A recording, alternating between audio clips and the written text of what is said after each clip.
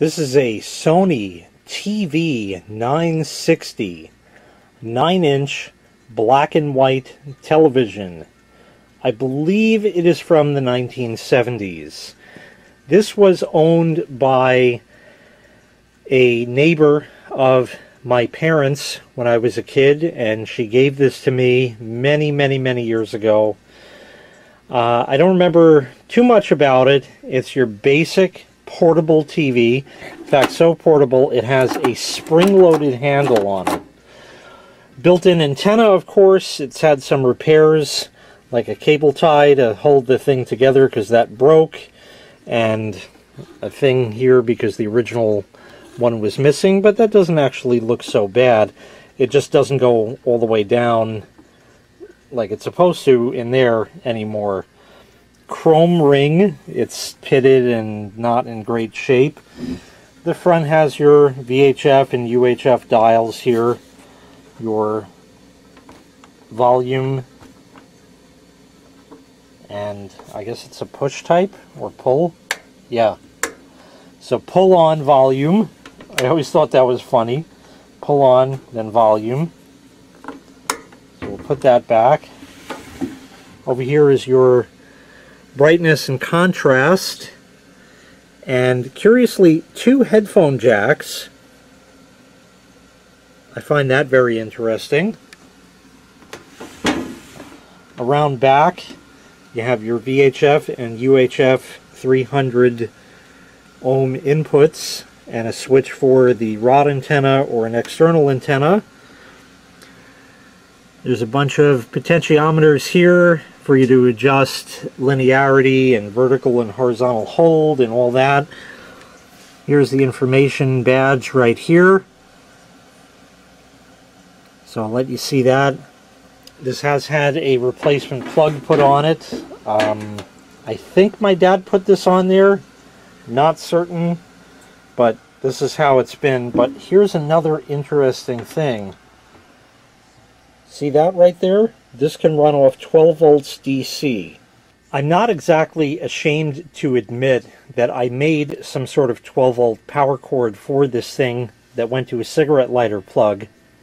And I remember taking this with me, maybe Thanksgiving Day of sometime back when we had analog TV signals, and of course you could pick stuff up using the antenna. And we drove into New Jersey in the 1987 Toyota Camry, which my dad still has and still runs. And this has got to be in sometime in the 90s. We'll call it 1995. I don't know for sure. Speaker grill here. But I had this in the car on my lap. Now, it doesn't really weigh that much, but when it's sitting on your legs for an extended period of time, oh man, that really hurt. But yep, I had the rod antenna extended, and I'd move it around to get the best signal. And I remember being able to tune in Sesame Street, not that I wanted to watch it, but I happen to remember being able to tune that in back in the day. I was also absolutely appalled at how bad the TV signal was. The reception, that is. Now, I don't know what part of Jersey I was in or how close that is to Manhattan where the transmitters are, but the picture quality was really abysmal. Very snowy and grainy and terrible. And as you would drive block after block, it would change and change and change and change. So you never were able to tune anything in. I had this antenna fucking whipping around the whole car, you know, extended out like that. That was certainly a sight to see way back when. But it reminded me of the old limousine TV antennas. Do you remember those? I'll put a picture up on the screen here.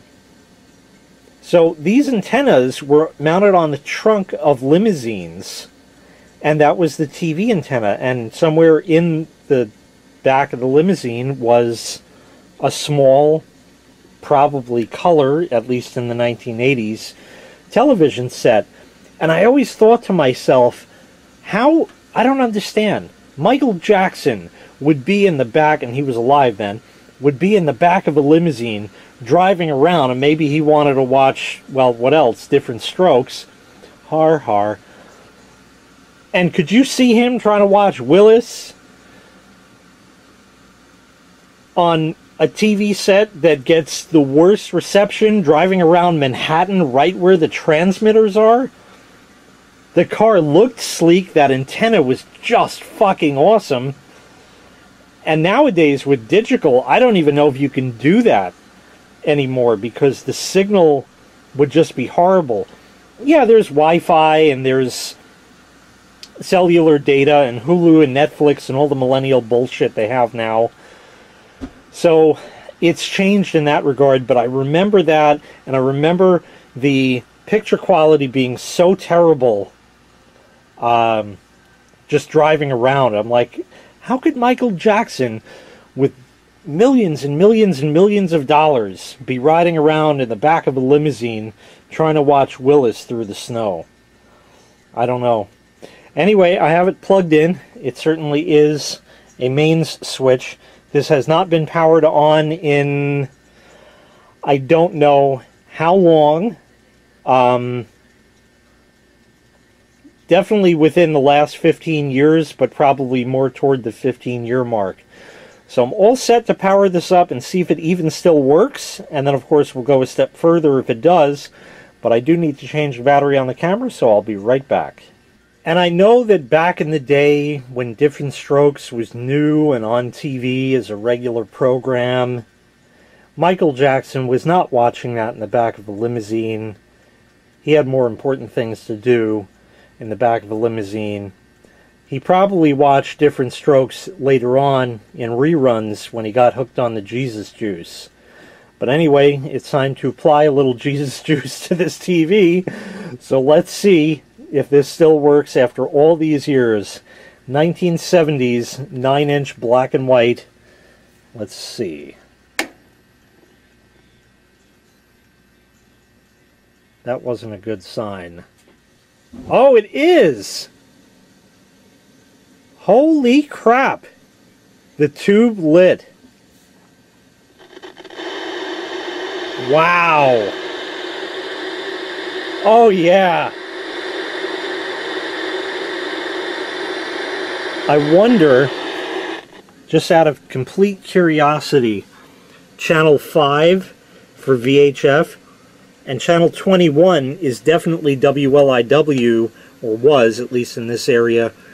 It is still on Optimum cable, but it was 21 back in the day on UHF, because that's how they broadcast. And obviously you turn the dial till it said U, probably. I'm not going to touch it much because I know that it was wonky, but the next thing I need to do is get a 300 to 75 ohm Balun coil and attach that to the TV, and then I have a an RF modulator I can hook to that, and we'll see if we can get some sort of signal on it. Oh, and while I'm busy looking for the appropriate things I need, we'll shut it off and see what that looks like. Just a small bright spot for just a brief second there. Alright, I'll be back as soon as I get everything I need. This is the Balun coil right here. This one is missing its... Usually it had like spade terminals like that at each end. It's missing them for whatever reason, but it should be attached at least good enough to test. I have, even though this cord looks knackered for whatever reason, I know it works. Whether or not the quality will be there, I don't know, but I definitely know this cord works. And it was handy right on top because I used it rather recently. I had to really dig for one of these. Apparently I don't have as many as I thought I did, and I bet they're a bit hard to come by these days, so I should really look into maybe sourcing a couple just to have. Unless, of course, anybody has any they'd like to send to me, would be nice, but, you know. Anyway, we'll get the RF modulator hooked up and give this a test. Okay, I have this Frogger game. Here's the RF modulator, this Rekaton thing. I don't remember where I got this. I might have gotten it at Tiny Middle way back in the day. And I know I loaned it to my sister because she had an old TV that did not have composite inputs at all. And I got it back and I wasn't sure if it worked anymore. It does. It doesn't show that it's on even though it should be. But I actually had used this in the RCA 9-inch color TV video. I'll put a link in the description for that. But let's turn on the tube. Once again, we'll wait for that to warm up. Okay. Channel 3. And like I said, I know you have to wiggle that. That looks like a decent snow picture, so maybe. Flip on the game.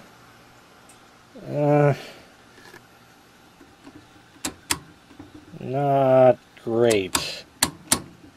Not good at all. Not good at all. Looks like the vertical hold is out and stuff, so let me play with it. This was unfortunately about the best I was able to achieve. I don't know why it's so bad. Maybe that baling coil is no good. I have no idea. Last I knew, this worked. I had a better picture before, but this is about as good as I can get now. That looked a little better. I don't know why the picture is so horrible. And the hold is just a little off. It's a little touchy.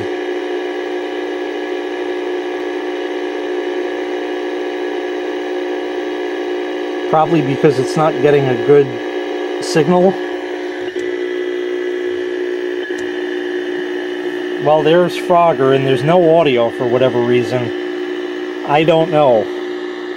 I'm going to play around for a minute or so and see if I could find anything else out, but other than that, it used to work, and kind of works, though it's not really watchable. I hate days when I'm a total fuckknuckle. It was on rod antenna, needs to be on external antenna.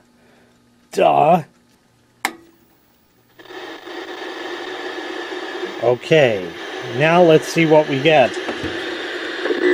Turn that on. Oh, look! Almost perfect.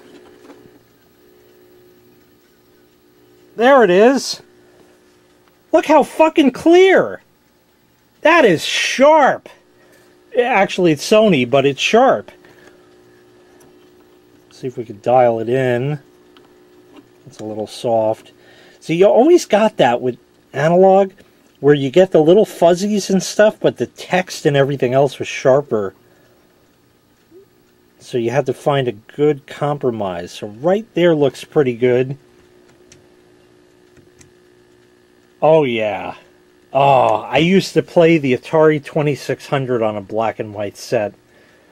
Oh, fuck yes. Oh, the sound works even. Oh, yes. This set is working as perfectly as it always did. Unbelievable. Oh, why? The RF modulator cut out because it didn't agree with the signal. But it's there. It's overscanning really bad, but it works. Let's see. Turn that way down, and we'll adjust the brightness and contrast. Oh, that looks even better.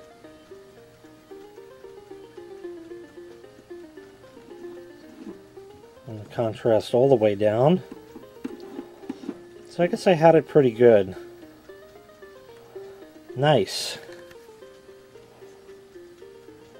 Doing this one-handed while holding the camera.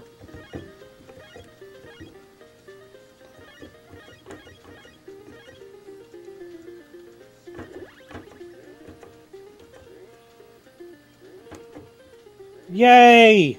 I got a frog across. But yes, back in the day... Okay, that just shifted down.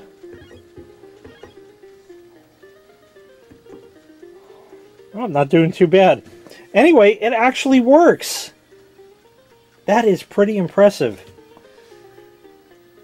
I don't have any other video. So I used to have a video cable down here that would hook into the camera. so you can kind of see more of a live shot, but that's not here now for some reason. Totally not using the right cable, because that's what's handy here. I had another camera that I had tried on here, but that didn't seem to output video, or at least I should say satisfy this thing. It needs to see a video signal for it to turn on and do stuff, because otherwise it acts as a pass-through for the coax like that.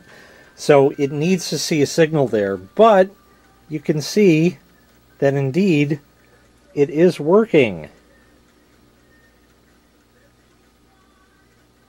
Yes, and it's actually not that bad. That is like a true picture-in-picture-in-picture-in-picture-in-picture. Not bad at all. Yeah, for whatever reason, it's just not outputting a signal. I found that sometimes if you unplug the video cable while there's a signal and plug it back in, it'll work, but it didn't. But my camera worked, which is currently not plugged into it, which is why there's nothing on the screen. But this TV, after all these years, still works. Now recording using the craptastic DXG camera that I had a video on a long time ago. This is the camera that I'm holding, which I can't show to you. Well, actually I can. I'll go like this. That was the DXG camera. But it doesn't want to output video, at least over the cable I have, for whatever reason, I don't know. But there is some of the detergent hoard with a wire in the way. There we are. Of course, the refresh rate of the screen does not go along with this camera very well. And I know that the picture quality is rough in that, but hey, it's something anyway. It's what I had handy, so it works. And we'll just take the camera for a minute. Move it around. Turn it on me. Oh, it's Uncle Jay. Wow, that 16:9 on a 4:3 really doesn't work. It's hard to hold two cameras at the same time. Man, that's pretty rough. Alright, well, anyway, it works. As bad as this is, it works. That is pretty damn impressive, I gotta say. It's, besides the dirty tuner in that was a pretty damn clear picture that we got there. So anyway, that's it. This was the Sony TV-960 9-inch black and white TV from the 1970s. Thank you so much for watching. Make sure you click like, make sure you click subscribe, and take care. We'll see you next time. Bye-bye.